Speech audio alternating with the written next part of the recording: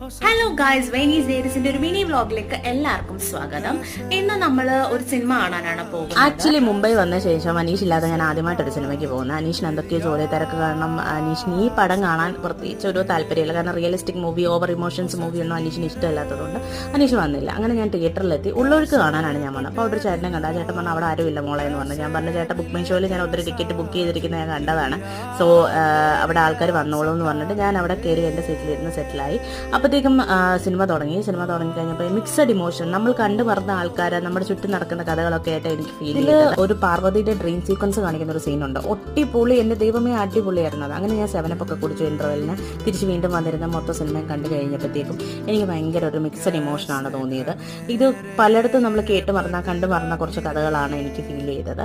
അങ്ങനെ ഒരു auto book ചെയ്ത് ഞാൻ നേരെ വീട്ടിലേക്ക് പോയി. അപ്പം ഇത്രയേ ഉള്ളൂ. ബൈ. വീഡിയോ ഇഷ്ടപ്പെട്ടെങ്കിൽ ലൈക്ക്, ഷെയർ, സബ്സ്ക്രൈബ്.